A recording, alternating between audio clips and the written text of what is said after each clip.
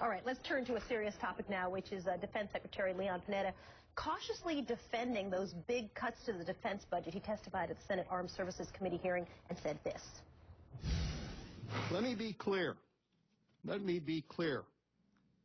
You can't take $500 billion out of the defense budget and not incur additional risks. We believe they are acceptable risks, but there are risks. Okay, so here are the requested cuts.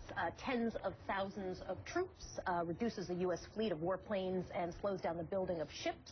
All help the Pentagon reduce the budget by more than $500 billion over 10 years. So let's talk a little bit more about those risks. We've got Republican Congressman Duncan from the state of California joining us this morning. Also, I should mention he's a member of the Armed Service Committee. He quit his job, joined the Marines after 9/11, and served 3 tours overseas, 2 of them in Iraq, 1 in Afghanistan.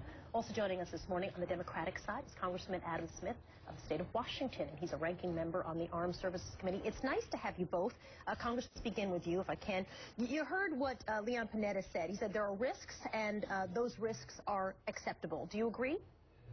To an extent, yes. I mean, the Secretary makes a good point about there are going to be risks with this process. The problem is the President's strategy and the Secretary's strategy doesn't reach out and make the Navy and the Air Force do with what they need to do, basically. So what the biggest problem is this.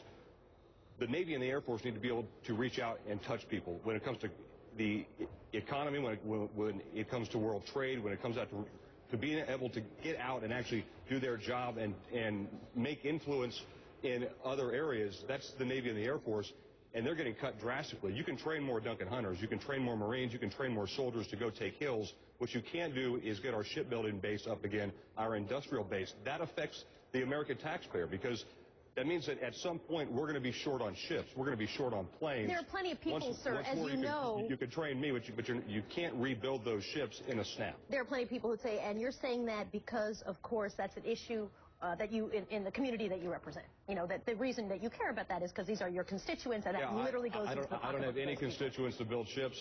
I'm not on the coast at all. I have no ocean in my district. I'm all inland. What I'm talking about, I don't care if it's made in Minnesota, Virginia, Wisconsin, or San Diego, for that matter. You have to have ships and you have to have airplanes. Those are the ways that we protect our economy. Over 80% of the world's trade is done on the oceans. If you control the oceans, you control the world. And if you control space, you control the ocean. That's a very simple statement. That's a fact. If you don't control the oceans, other countries are going to impede upon our territory. They're going to impede upon our trade. And we are not going to be the nation that we were. We're on that decline now. We're going to have as few ships as we had in World War I. Not World War II, World War I. So that is a problem and an unacceptable risk to the Secretary of Defense. Okay, so let me turn to Congressman Smith.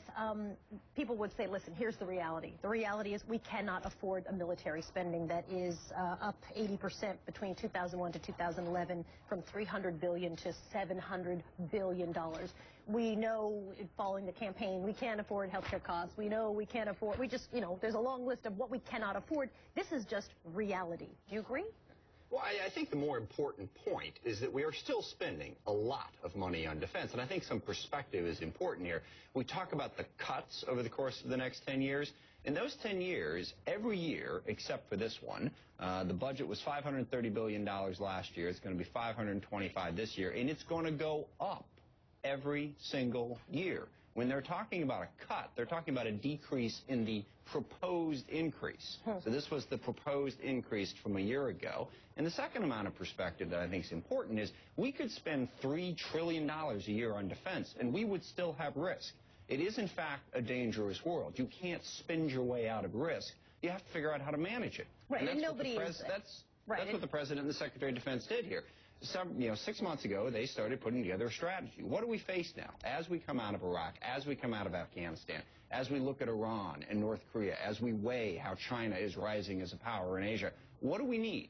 What do we need to be prepared for that? They put out a strategy, they put out a plan, they put out a budget that still spends an enormous amount of money. Okay, so let's play a little bit of $500 billion a year. The Vice President Joe Biden had to say back in October about sort of changes in strategy. Here's what he said.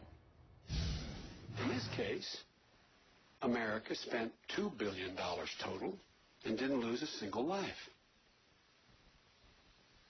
this is more the prescription for how to deal with the world as we go forward than it has been in the past. He was speaking specifically about Libya, but if you sort of look over the last couple of years, you see that there's more focus on drone attacks to take out some big names and al-Qaeda operatives who are highly ranked, things like that.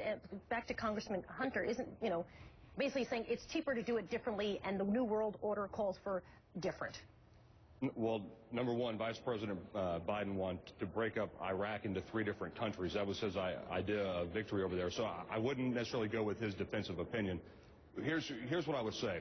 Do we need fewer people? Possibly, absolutely. And I'm not arguing with that. Do we spend a lot on defense? Yes, we spend a lot on defense. But the budget doesn't match the strategy. If we are going to go to those drones take Navy ships, and they take Special Forces guys to be able to shoot those drones off, right? That means you have to spend the money on the ships and the planes. If you want to cut the people, then let's talk about that. If you want to cut programs that aren't working, then let's talk about that. But don't cut the Navy down to the size that it was in World War I. That's how you spell disaster for this country. So Biden's right in a sense, Panetta's right in a sense, but the president's budget does not match his strategy. It's that simple. The strategy says this, and the budget is down there. Yeah.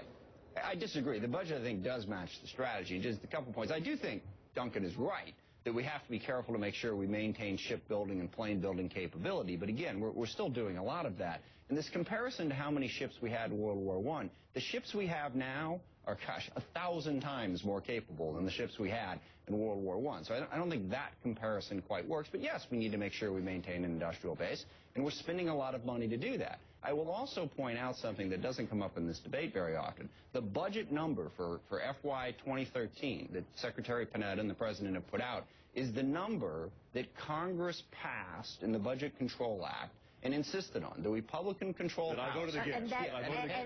Duncan, I voted against it too. But the gentlemen, since D.C. to physically break up this argument, we're going to have to just continue it, which I would love to do. Thank you for being with us this morning, Congressman Duncan Hunter joining us, and Adam Smith as well. We appreciate your time. Got to go to commercial break. Stay on.